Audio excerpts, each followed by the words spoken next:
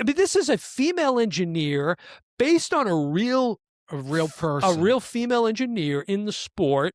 Which is rare. Yeah, we have to do the usual trope, the romantic whatever. And there's a young woman on the pit crew who's like the bumbling idiot they make her out to be. You know, she's getting constantly chastised and yelled at because she can't do anything right. You don't see that happening with any of the men on the pit crew. No, you don't. Well, no, you don't.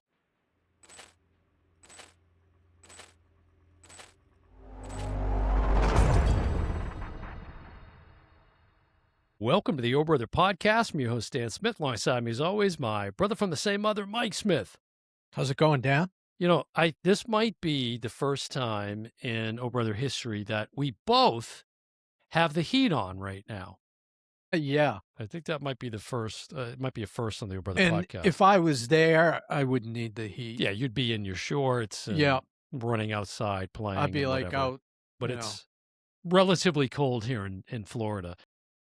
It is, and I think you're going to be in for a chill all week. Well, at night, it's going to warm up as the week goes on. But anyways, nobody wants to hear about that. Now, we're going to talk about F1, the movie. I think we have to say... we have to say I wanted to ask you a question up front. You're stepping all over the audio. Go ahead. I know, but I wanted to ask you a question before we get into it. This is a anniversary month. This is the 10th anniversary of 4K format. And I was trying to think to myself, do you know what the first 4K disc you got was? That I got? No idea. Yeah. No idea. I had to go back to an app where I scanned in my movies. How would you I've been scanning since 2011. But how would you possibly know the date? It shows. What date I scanned it in. Wow. Yeah, the month and the year. Yeah, this is boring. We're slow start here to the episode, but go ahead. No, I was just curious because mine was like this Allegiant movie that was horrible. Yeah, I'm not the physical media collector, so I don't know. I don't care. Maybe RoboCop. I don't know. But 4K, you're clearly into 4K now, as I am. I'm not. I'm into Criterion. You are. When you buy a digital, you get 4K. Yeah, that's definitely a factor for sure. But if it's HD and it's loaded with extras, that might also get me in the door. Yeah. You know, it just depends. It depends. But okay. Off to a raucous start here at the O Brother Podcast. I thought that was an interesting tidbit that it's 10 years. It didn't seem like 10 years to me. Yeah. It's a good thing there's a feature in the editing software called Find the Fluff, because I can just snip away and get this out of here. Okay. All right. So now we did a first look on F1. You know, this goes way back because... Way back. It came out June 27th, 2025 is when it hit theaters, right? Wow. So you figure the first look was obviously way before that. And then it started streaming on Apple December 12th, 2025. So we're even late to the game when it comes to, you know, it's been on streaming now for a while as of this recording. But it was one that we're kind of off and on, back and forth about possibly doing it. And then I was like, maybe too much time went by. But then, of course, it's nominated as one of the 10 best pictures. And I'm just going to say up front, it has no business being nominated as Best Picture. No business. I might argue that with you. You can argue it, but you're going to lose because it has no business. I agree it's got no shot at winning. It also has no business being nominated as Best Picture. Well, we'll get into it. Yeah, it doesn't. Now, also say up front, not even a novice when it comes to Formula One racing. I won't pretend to know the ins and outs of all of that. So this is not, you know, but I do want to say for the F1 fans that are watching or listening, definitely, as often we do, I want to get engagement from them to kind of educate us a little on this beyond what I've been able to pick up in just my research leading up to the discussion. I thought there was a lot because I saw this when it came out in the theater and I liked it. But, you know, I was like, okay, yeah, good movie. Mhm. And then it started to make a lot of money. And I thought, well, F1's popular, blah, blah, blah. I couldn't pick an F1 before this episode. I couldn't pick an F1 driver out of a group of one. Mhm. You know what I mean? I know nothing about it, Right. but the extras at least educated me in if you're the F1 champion, like Sir Lewis Hamilton 7 times, you're considered the best in the world at Mhm. driving. Yeah. Well, And I didn't know that. yeah, and listen, again, a lot of things I want to say up front about this. So please, drop some comments on the video, email us, drop us a text. There's a link in the show notes. You can send us a text. However, just get to us and educate us on, especially if you like the film. Now, there's a lot of critics, meaning not just critics like, we always talk about IMDb and all that crap, but I'm talking about like race fans, right? Who are critical of the film for a lot of the same reasons that I am. And I had been giving it some thought. And I think, as you pointed out, the extras, I will say now I have the digital, again, the beneficiary of Mike's physical collecting. And it's got 7 featurettes Mhm. on the digital copy. And and as you said, it was a good education of the sport, the technology we're talking about, the engineering that's going into all of this. I have mad respect Mhm. for the technology, the engineering, the what it takes physically to get Right. behind and attempt to command one of these machines, for There's sure. always that argument, are race car drivers really athletes? Like golfers, Yes, you and I know? now would Mm, would confidently say yes to yeah, that me too. because of the strain and stress that's put on their bodies and literally the way they have to prepare themselves for these competitions. It's pretty phenomenal, and not everybody can do it, certainly. And you look at, like you said, Lewis Hamilton, Right. 7-time champ. That's pretty impressive. I mean, you're talking about these machines that can go upwards of like 230 miles an hour at top speed. It's unreal, the Unreal, performance. and my feeling was Joe Kosinski, who we know from Tom Cruise Top Gun 2 Maverick Top Gun fame. Maverick, which did over $1 billion.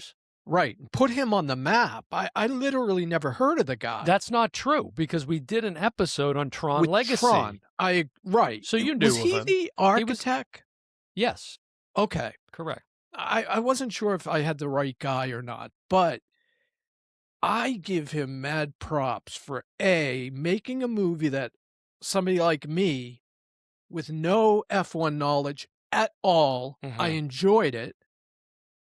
mhm. Yet I think some drivers, Lewis Hamilton was a big consultant on this film. He's a producer on the film. And he swears by it that it's very authentic. Not to when you find out how it was filmed, it blew me away. And that is exactly one of the reasons why I think the film suffers, is because of, as you learn through, again, if you watch any of the sort of making of features or, there's tons of things out on YouTube, a lot of interviews with the cast. They were, now this was in development as far back as 2021. You As a know, sequel to Days of Thunder.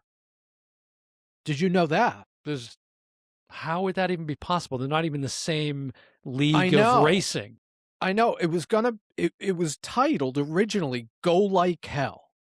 Okay? That became Ford versus Ferrari. But Go Like Hell was the original, and it was gonna be Tom Cruise and Brad Pitt teamed up, and it was gonna be considered a Days of Thunder, even though that's a completely different type of Well, you're racing. talking NASCAR versus Daytona. Formula One, so, but I wonder if that's why Tom showed up at the premiere with Brad. I wonder.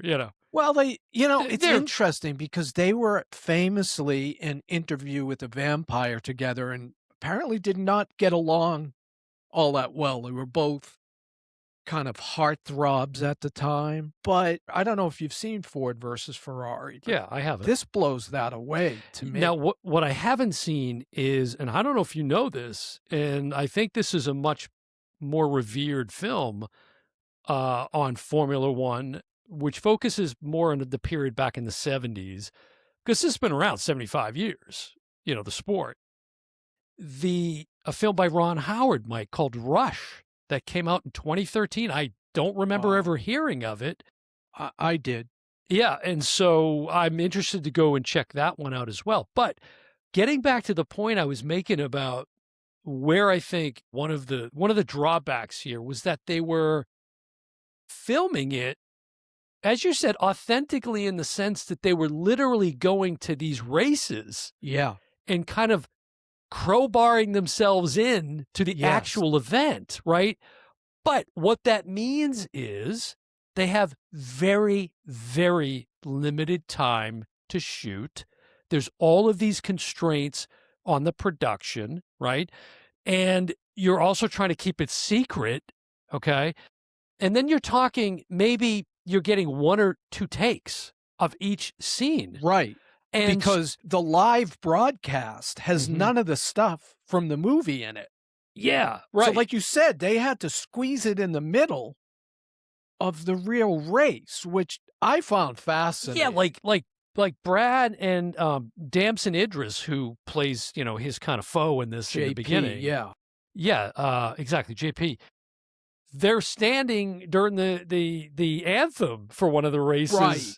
At the so that is very interesting, but I think because of that, that's where the character development in the story suffers. It's like this rush job that they had to do, because it just felt a little rushed and forced, in terms of getting us to, like, there wasn't a lot of exposition other than really Sonny Hayes, Brad Pitt's character.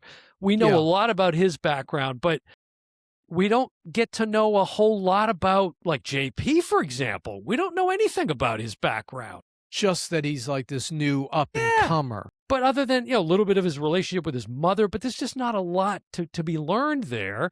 So I Although- felt like they were struggling because of that, but maybe also they're trying to emphasize or spotlight the technology, right? The sport, right? The machines, the drivers, and all of that, taking away again from having a more solid story. And not to mention, this is definitely a bone that I have to pick about it. And another criticism by many people is the female characters. It was absolutely a travesty here, what they did with Kerry Condon's character. Her character, okay, big shock, right? The stereotypical trope of the female character hopping into the sack, for lack of a better way to put it, with Brad Pitt in like 10 minutes into the film, Yeah. is really just kind of a sad commentary on what, I mean, this is a female engineer based on a real person. female engineer in the sport. Mhm. That's Which is what rare. Yeah, we have to do the usual trope, the romantic whatever. And there's a young woman on the pit crew who's like the bumbling idiot they make her out to be. She's getting constantly chastised and yelled at because she can't do anything right. You don't see that happening with any of the men on the pit crew. No, you don't. Well, No, you don't. the older guy got a little heat. Yeah, he's the crew the chief, mechanic. basically. Yeah, right. You see what I'm agree saying? with what you're saying, but I would combat that with they've spent 18 months filming this. That's a long time. And the reason is they had to go back because they didn't get it all. They filmed it starting in 2023, Mhm. and then they went back to the race for 2024 to get stuff they missed. Mhm. I get the trope with the girl that, Kerry Condon's way above that Way above that. as an actor. Come on. Right. I agree with that, but it didn't.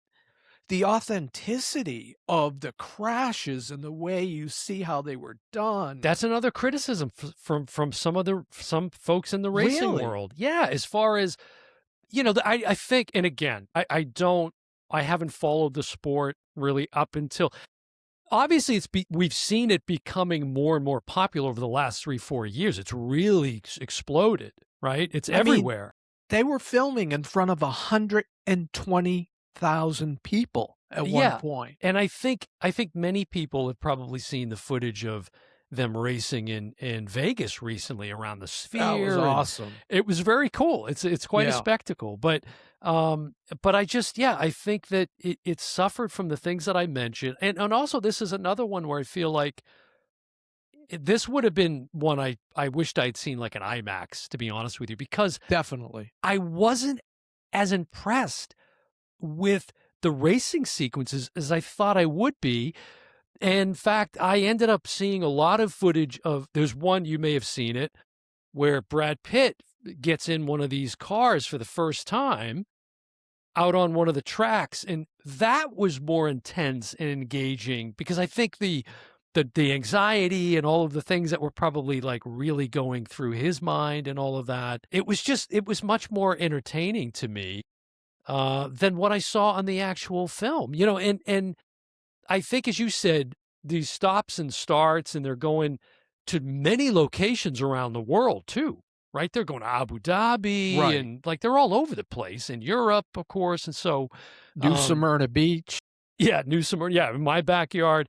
Yeah. So that slows down things, as you said, and it takes a while to get it onto the big screen. But Now, if they like, because like I said, my first take on the mm, movie was it's good, good movie. But really, after watching it at home, relax with my sound bar cranked, mm, and going through the extras and realizing they used real footage, like Lewis Hamilton called um, Martin Donnelly, uh-huh. who was in this very serious wreck, and they used that in the film. I forget if it was Sonny or JP. Is it the opening sequence of the film? I don't, I don't know which one it was Okay. because it doesn't specify, Yeah. but they got real footage for it. Hmm. And I was stunned that they really drove these courses. I thought for sure it was them on kind of like a rig No, going around the track. No, no. I it mean, was really they hit. Damson and Brad Pitt. Yeah, from the accounts that you learn, they were out there and they hit 180, maybe even 200, but they certainly were up to 180. I'm gonna tell you, I've gone, triple digits, but never in that realm, and No. I can't even imagine, the G forces you're dealing with. Again, the engineering, the physics involved here are pretty phenomenal. When you think about, it's fascinating. In fact, there's a great if you go to Neil deGrasse Tyson's YouTube channel, Star Talk. There's a great episode of him going to his first Formula One race, and he's learning about the design of the cars and the engineering, the physics, and all of that. And, he's an astrophysicist, so he knows a thing or two about this. And he explains how the design, like the back, like the spoiler, sort of like in the back, it's almost like it's like a wing of an airplane upside down. So if you think Yeah, about the way that the design of the wing, right, when you're lifting off and you're coming into land, how it extends and it kind of right. goes like this, it kind of curves downward, right? And slopes And they can hit a because it's button and flip it. well, it's to get lift, right? To Yeah. raise the plane up. But they need the opposite because of the G forces. They need to keep that car down on the ground, right? So, Yeah. you launch that sucker in the air. So again, I'm fascinated by the technology, the engineering. I mean, even to the point where they have the pedals on the steering wheel, right? That's been around the sport, I think, since I don't know mid '80s. Maybe someone can correct me on that if I'm wrong. But where they do all the shifting on the steering Right. wheel. And now think about it too. The guys that were doing it back from the '50s to like the '80s, they're doing all that with the foot pedals, like old Right. school. It gives you even more appreciation for what they were doing back then. And, speaking of appreciation, what these two actors went through Mm-hmm. going through the G-forces, and it's kinda like we had a trivia episode that nobody watched, but, the Apollo A couple of dozen people watched it. couple. But, the Apollo, when they did that, those guys had to Yeah. experience what it was like where they whip you in a circle Mhm. until you pass out, basically. Well, and Brad Pitt is a little bit like Tom Cruise in the sense that, this is a guy I think a little bit of a thrill seeker, but I think he grew up probably having a bit of a background in motocross and some degree of racing and things. So you could tell how pumped he was to get behind the wheel of that thing Yeah. and give it a And go. for we really haven't talked about the story. Yeah, well, it's What pretty is the straightforward. story? There It's isn't pretty much. straightforward. There isn't much of one, right? But Brad Pitt is now during the making of the film, he's about 60. I think he turned 60 during the filming. Now he's going to turn, I think, 63 this December, which is phenomenal because he looks amazing. Right. He's in great shape, very fit. But go ahead and give the little synopsis here. Basically, it's about this guy that once was a driver. He was an up-and-comer and kind of, I don't know, what would you say, sold out? Kind of just went where the paycheck was. Well, that's only because he got in this horrific crash. He gets in this horrific crash that we see, I think, in the front, which is The opening, Martin and I Donnelly believe crash. you mentioned some real footage that was being used. I gotta believe that's what you see in the opening of the film, which is very riveting. Yeah, most likely. And the sound of the engine, like it's a great opening to the film. But anyways, he gets in this horrific crash, and then it's like I remember in Little League, getting hit in the face with a baseball, and that made me a little jittery when I would get up to the plate after that. It was a little bit, Dad would be on the stands. Step into it, kid. Yeah, lean in and get in there, and I'm like terrified, but Let him hit you. There's a similar thing Let him hit you. Let him hit if they you. hit you, listen, it's, source of pride, where it is, whatever. But badge of honor. But yeah, so he gets in this crash and then he sort of gets off the circuit. But as you're starting to describe, I think he starts just picking up any old race anywhere. Right. Stock cars, whatever it is, just to make some bucks to go from town to town and exist, basically. And all he cares about is the paycheck. It's not about the racing. But then I think this character rediscovers his love for racing. I think you're wrong. I don't think it has anything to do with the paycheck. I think it's the paycheck to get to the next race opportunity. I think he still... See, I disagree with that. Yeah, I think he still has the love for racing, which is why... I think he regained it after Javier maybe. Bardem is like his old partner. Yeah, I saw it differently. I think he was just... It's like Rocky, right? In Rocky 3. I'm afraid. Okay, you want to break me down? You want to hear me say it? I'm afraid. And he got kind of gun-shy to get back in the ring after he got beat down and and But Mick I died also and the think whole in thing. some of those sequences with Kerry Condon, he explained, I just didn't love it. I didn't love it anymore. I wanted to fly and I couldn't. Yeah. Plus that crash, he was near dead. So coming back, you'd be a little hesitant. But Javier Bardem finds him in a laundromat. We're to think they're strangers at first, and then we find out they were partners back in the day. Another trope that I wasn't happy with. I've seen that pretty much a billion times. They pretend they don't know each other, and it's like right. Really, and terrible. you knew as well as I knew that was Joe McDoke, which we explained. And he would have tracked him down in this random no-town laundromat. Right. Come on. But he tracks him down, and he says, "Hey, I got a plane ticket to Paris, and I want you to race." Well, he needs him to race because he's about to lose.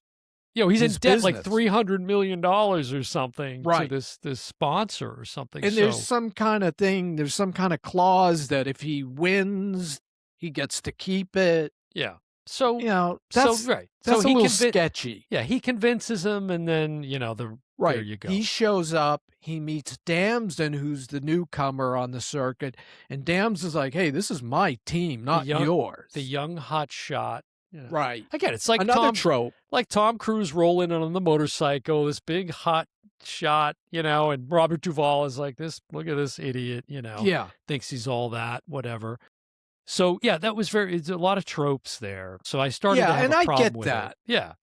But, Yeah. for me, the enjoyment of watching them do this real stuff, I don't think I fully appreciated it until I watched the extras. I would agree with that. It certainly made me appreciate it more. But good Lord, you talk about a love fest. It was hard to get through some of that. It was just this big love fest back and Yeah. forth. But they're selling the movie. They're promoting the movie. I get it. Right. Now, Right. it's made over $600 million. So like you said Yeah, like earlier, like 670. it's done well.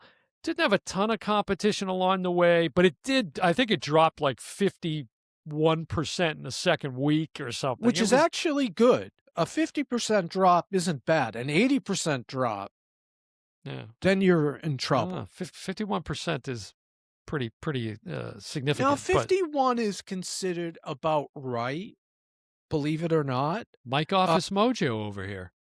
No, but With the it kept figures. going. This hung Yeah, on. yeah, One of the did. reasons we're so late to the game is this didn't come to Apple.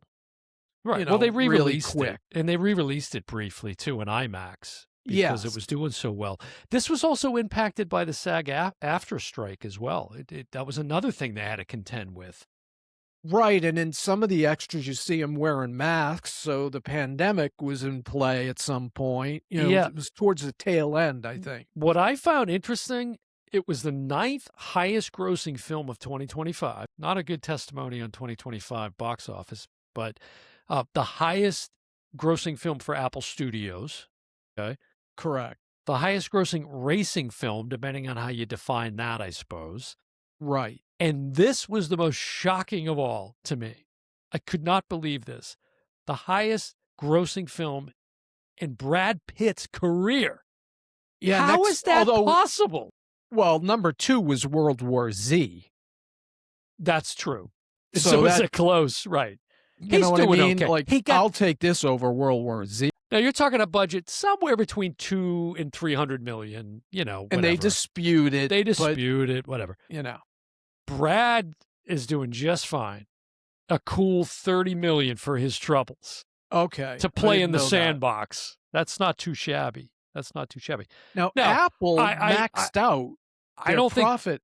I'm at, going to like- guess, but I don't think Carrie Condon made $30 million on the film. I'm just going to say that. But And, she's a big-time actress. I mean, she's been in a lot which of is stuff. why it's shameful what they did Yeah, with the character. agree. It's absolutely, and we should call it out here on the O Brother podcast. I agree. I mean, I think they started down the right path, but then the trope comes in and it goes And listen, sideways. if I like Brad Pitt, right? I remember meeting when I met Anthony Hopkins. One of the things he was talking to me about was just rapping Meet Joe Black with Brad. Right. It was just kind of blowing my mind that he was talking about it. But he has the clout to be able to get some notes in there and say, you know what? No, let's not do that with this character. Let's go this way with it. How about we don't sleep together? Because it has nothing to do with moving the story forward at any way, shape, or form. Yeah, I'm not going to argue that. At all. And by the way, this movie also had no business being 2 hours and 35 minutes long. Well, that's what I was going to ask you. If they snipped some of that stuff, some of those tropes, Yeah. does that make it, something that you would look at much different? It might, because they could have focused more on the sport. For example, going back to, I was starting to talk about some criticisms from the racing world in terms of the fan base, because I think it's not, you mentioned Lewis Hamilton, of course. Nobody knows the sport better Sir than him, Lewis arguably. Hamilton. Is he really been knighted? Yeah. Wow. Okay. Sir Lewis, all due respect. Yeah. Sir Lewis Hamilton. Yeah. And he's great in the extras. You see him kind of, and he was a kid in a candy store himself, which is kind of He wild. was, and he was kind of a fanboy of Brad Pitt. He was. But what they were saying was, it's not depicting the real reality in terms of all the stops and starts, even with the accidents and some of the crashes. you watch some of the highlights from this last year's Formula One, guys, within 2 seconds of the race, they're slamming into the guardrail. There's just a lot of other incidents. And to believe that Brad Pitt at his age comes out of, not really being behind one of these cars for how many years, and he can just, that we don't see, to your point, if they cut some of the stuff, they could have focused more on, like, where's the Rocky, the training to get back in condition, right? And maybe they could have done more with the relationship between he and Damson and JP. Yeah, in fact, they show Damson training more than they show Brad Pitt. It should have been the opposite. And I liked Damson. I thought I had no problem with him. I thought he did a decent job with what he had to work with. Now, I will say one of the great things I saw in the extras is there's one. I think I don't know. I forget which one it is. Anyway, The Anatomy of a Crash, I think it's called. And they show there's a sequence of a pretty intense crash in the film. And they show how they did it, launching it off one of those ramps. And Crazy. Oh my God, that is awesome to watch, launching this vehicle. And they're trying to hit a sign. Right. And they literally go over the sign. They launch it so hard. Well, Kaczynski's like, give it more thrust or something. And so it goes way into the woods, but they end up using that very sequence in the film. It's pretty phenomenal. So that's what blew me away. When I was watching, I had no belief when I was watching the film that Brad Pitt was really taking those corners at 200 miles an hour. I was like, no way. Well, let's be honest, there's still some artistic license, I'm sure, being taken there. Yeah. To a certain degree. There's a big, huge insurance policy out that they're protecting. Oh, yeah. I can't even imagine because Tom Cruise, that's one of the biggest costs is insuring him because he's a lunatic. Yeah. And he'll do these crazy stunts. And that's why we love him. And that's why Exactly. he should have a legitimate Oscar, not some BS honorary Oscar. The guy deserves it for Rain Man and many others.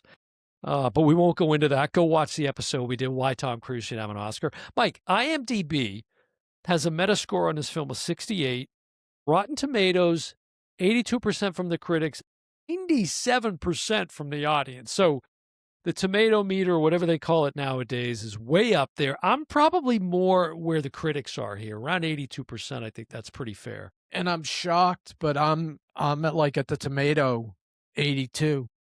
You mean the 97 with the fans? No, not the critics. The fan one. Okay. The critic one. Okay. I think 82 is about right, given some of the reality stuff. I don't think I would have been that high if I hadn't watched the extras. Now, is this going to make you tune into a Formula One race? That's a great question. Wow. It makes me interested, but did it give me kind of the fever to want to see the next race? Not really. Mike's got a fever, and the answer is F1. Is more F1. Well, yeah, listen, to be clear. But I'm way higher on the film. I thought, I wasn't sure where you'd be at, but I thought given your like of Maverick, that you'd be right with me. Well, again, I'm impressed with the things related to that. So, for example, the technology, some of the camera rigs and things that they engineered and innovated with Top Gun Maverick, they evolved even more with the making of this film. And so I'm definitely impressed with all the technology that's going into it. And frankly, learning more about the sport, the vehicles, the history of it. I've had nothing bad to say about the sport or any of that at all. And like the fans had to be kind of cool with seeing them in the anthem with real drivers that they likely knew. And Lewis Hamilton has a cameo in it. I mean, he's in the thing. Right. Sir Lewis. But yeah, so I just felt that they should have picked a lane, pardon the pun, and stuck with it instead of trying to be all these different things.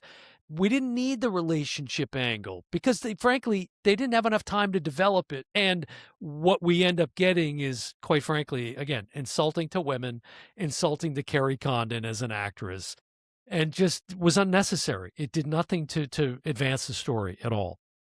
I think you're kinda like me with Wicked. Mm. Cut a half Yeah. hour out, and you probably got a good film, a Ye great film. Yeah, and I do wish I saw it in IMAX, honestly. I do wish Yeah. I saw it. You mentioned the soundbar. I missed the mark. I forgot to watch it with the soundbar. That Makes would a have been difference. that would have been great. But, Yeah. so, I don't know. Am I recommending this film? That's a tough one for me, to be honest. As a streamer, sure. If you got Apple TV, absolutely. Absolutely. But I certainly wouldn't say go out and pick it up. I'd say probably go check out this film Rush by Ron Howard. It sounds like that's a much better film. Yeah, which I've heard of that movie, but I've never seen it, Yeah, I and I hadn't. didn't even know it was about I thought you were gonna say used cars when you first brought Mm. that up. Well, another interesting thing, real quick note about kind of talk about the technology and things. One thing that I found fascinating was also given the technology that is at play here, okay? And you're talking about with F1 versus like stock cars, like NASCAR and so forth. F1, each of these companies, McLaren, Mercedes, whatever it is, they're designing their own vehicle, right? They've got leeway to kind of make their own design and so it becomes very secretive, right? You got to really protect that intellectual property, right? Yeah, Because there's yeah. millions and millions and millions of dollars at stake here. And the guy, I think it was in one of the featurettes, is talking about supply chain security, right? And so they have to guard against like cyber attacks from people that want to either I think in fact it was in the Neil deGrasse Tyson video as well, where somebody wants to hack into your system and upload the wrong specs for some bolt that doesn't really go with the design of the vehicle. I mean, that's pretty intense when Yeah. you think about it. I mean, that's just nothing that would have crossed my mind. Well, it kinda reminds me of the story point of the 2 of them competing, hurting each other. You're supposed to work together in Yeah. Formula 1, and again, I'm not sure exactly how it works. You have 2 cars and, Yeah. if one guy wins, they both win. That Yeah. when Well, it's another criticism of them, like, ignoring the, crew chief's commands or whatever, like, Right. that's not necessarily believable, it sounds like, And right? Brad Pitt would sit in the, when he goes off for a pit stop, Yeah. "No, I want this." Yeah, And he sits there until they put a certain tire on. yes, That's not yes. gonna happen. Now a shout out to the pit crews who don't get enough love, and again, they're featured pretty well in the film, so I won't say I that they thought so, weren't, yeah. but I think they could have done more there, and again, let's not make the only other female character a bumbling idiot. Yeah. That was another insulting portrayal, I thought, but the pit crews taking all 4 tires off, putting them on, whatever else they gotta do in 2.1 seconds. Crazy. Think about that for a second. That's crazy in all the racing. 2.1 seconds. The other thing was you find out, like Formula 1, there's a Formula 2, a Formula 3. I don't know how many different ones there are, but the actual cars they were driving were actually what, Formula 2 or Yeah, 3? F2, right.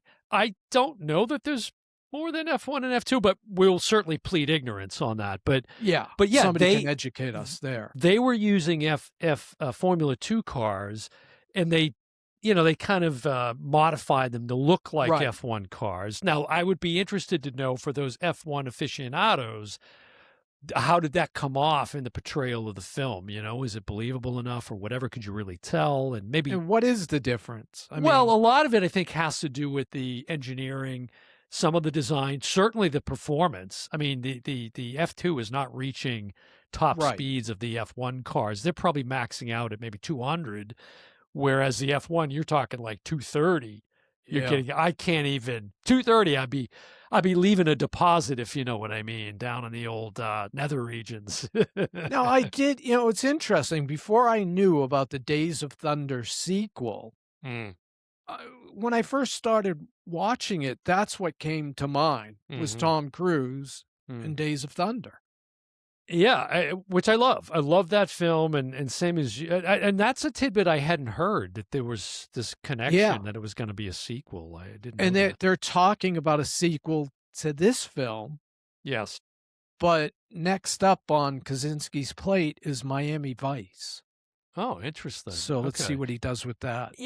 He's a great director. I've got no Yeah. problem with the directing. Visually, it's very, it's great. But again, here for me, it was the character development, the story, and I'm not I'm not coming to this to just see the F1. That's obviously 90% of it, but I'm expecting for there to be a good story here too. And Yeah. I just didn't really get that, So I'd rather I go back and watch Cole Trickle in Days of Thunder, quite yeah, I frankly. liked it a lot more than you, but Yeah. I agree with your assessment. Yeah. Yeah. Well, Trim some of this out. what about your recommendation in terms of watching? Certainly you're going to say yes, but what about purchasing this film? Yeah, Purchasing the I'm film? never gonna tell somebody to buy a film because it's insane. Like, Citizen Kane, you would. well, the top 10 maybe. Few exceptions. But no, and again, I don't think I would have bought this other than it was $12 on sale during Black Friday. Otherwise, I'm not sure I would have bought it myself. Now, I will say it does now. Growing up, you didn't have this experience, I don't think. Correct me if I'm wrong, but because we used to go camping a lot, and Yeah. you did, but I carried that legacy on far after the rest of our siblings. And I would go up to Maine and New Hampshire with dad and mom all the time. And one of the things that they like to do, dad, the guys mainly or whatever, but stereotypically speaking, was to go to the stock car races. Yeah, They always had a track nearby where we would stay, and I've I gone. loved it. I loved Yes. that. I love the derbies. The Yes.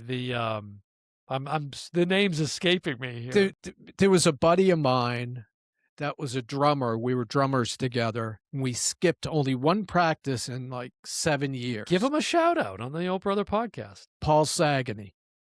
Sag, if you're Cheers watching, to Sag. welcome. But me and Sag, which that was his nickname, we skipped practice, which we never admitted to. So I'm admitting to something for the very first time. And we went to stock car racing. And Mhm. we're sitting there, and all of a sudden there's this special feature event. Mhm. It was what do you call a big diesel truck Mhm. with a rocket engine on it.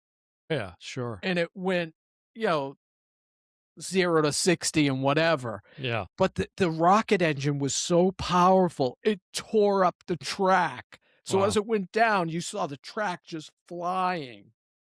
It was one of those sights you'll never see again. Yeah.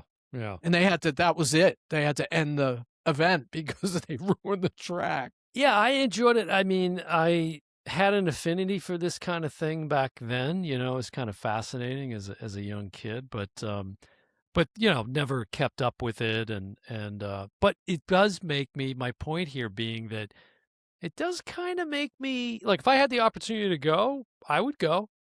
I'd Yeah. definitely go. I've been to drag racing before, and that was super cool. Have you ever gone? Because I've been to Daytona. I haven't been to the 500, which is sad. Now, all the Yeah. years that I've lived here and not been, and I've always wanted to go. So that's kind of on the bucket list, and I used to go when I was younger. I Yeah. used to go, and one day I would always go to Daytona Beach, and if it was in season, I would catch a race. yeah, and I'm, again, it's in my backyard, and I used to live just down the street from the racetrack, quite frankly, when I in my previous house. But yeah, that's something I do want to do, and it's kind of funny because our dad was an auto mechanic for most of his life, and absolutely got none of those skills handed down. So I No. couldn't tell you much about the engine of any car, let alone a Formula One machine. No, if but my car breaks down and I open the engine, I don't know what it's I'm looking at. AAA. It's Although AAA. even our dad would open an engine today, and it's so Yeah, with the computers. computerized, Yep. Yep. he wouldn't know what the hell it was. He you wouldn't know. know what the hell's going on. Yeah, exactly.